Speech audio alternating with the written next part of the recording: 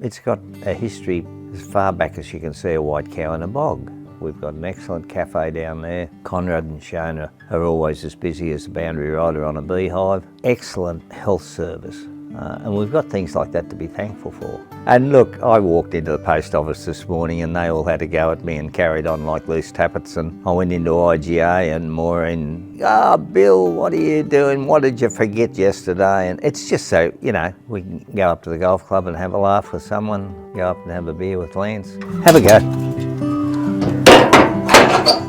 Yeah, there you go.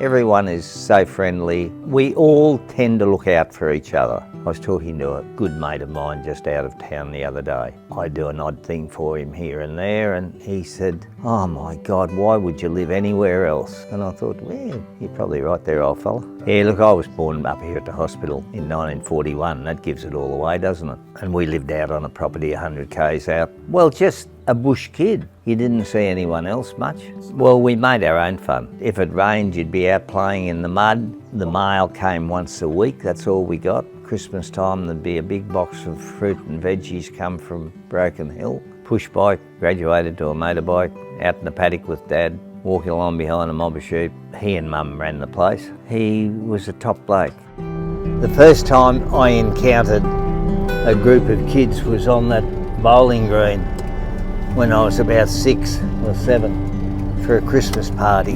Santa came across someone on the road, you pulled up and had a yarn, and if they had the billy boiling, you'd have a cup of tea with them. There was no rush in those days. Compared to what you see these days, we had a great life.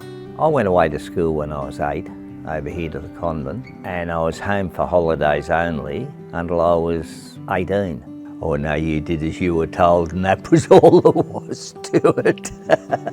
Otherwise, it was 6:30 every morning, Mass at 7 days a week. Probably Sister Christine was the main one. She was in charge of the boarders. We thought she was just wonderful, us boys in the boarding school.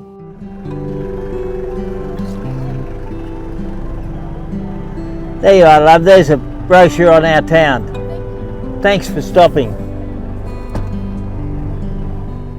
She looked after us, she was that lovely woman, and then we looked back on it years later and realised she was a 19-year-old girl, just become a nun, down to Johnson Street, Morris Brothers at Forbes. And we were so looking forward to going out to Red Bend when it opened in '56. Yeah, we were just all in together, and there was the good, the bad, the ugly. When I left school, Dad had already had a heart attack and was not in a good condition and couldn't do a lot. So it was a foregone conclusion I'd just come home from school onto the property. There was no thought of going off and doing a course first or doing a trade or anything like that. Dad ran a top show. We lost him when I was 20.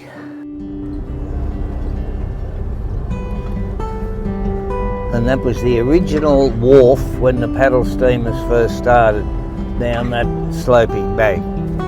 They'd roll the bales of wool down and drag the produce back up. We just had to pick up the reins and keep going. No doubt I made a lot of mistakes, but Mum was there to be a guiding light. She looked after the nuns over here quite a bit, did a lot of good for a lot of people. If she came to town every couple of months, or she'd fast until she got to town and go to communion wherever the priest was. Poor old Father Clancy, she'd run him down and have communion. Dad wasn't religious, and she passed away when she was 65. And this is the old Knox and Nowns building that's being turned into an Aboriginal culture centre. When your neighbours think you're crazy, it's the first sign of success. We sold all our sheep and went into agistment. We went into tourism, which was a hell of a success. I was flying, spotting for the fires. I flew for nearly 40 years, and then in the latter part, Chris and I did aerial mustering. She hated flying, and then one day she decided she had to face her things she didn't like, so she got in the plane and came up with me, and she used to direct the motorbikes and I flew the plane. Well, we had a couple of close shaves, but that happens. And Em's a Kelpie sheepdog. She's probably 6 or 8 years old. Got 5 great kids, a lady in there that looks after me. What else could you wish for, you know? Sister Elizabeth has been an influence here on us all in town. She's doing an excellent job, and we get a priest come along every now and again with a good sense of humour, and we have a laugh. I get pleasure out of going down and making sure Iris is upright. She's in her late 80s, you know.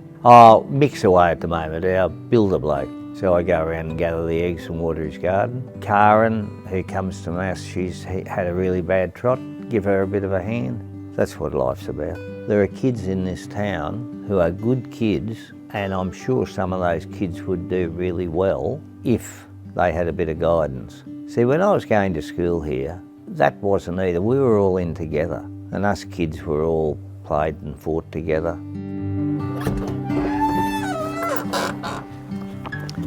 What do you reckon of that, girl? Hey? There you are. Just be grateful for what you've got and always seek advice. Nobody's any better than anyone else. Just because your skin's a different colour, it makes no difference. Treat everybody the way you would like them to treat you. How the heck are you? Come on in. You take that in and tell the lady inside that you need a cup of coffee. 0243. You're all over it like a fat kid on a drops party, mate. You're throwing some curly ones, aren't you? How long have we got to pretend? I'll just quickly. You there? Can I think about that and come back to you?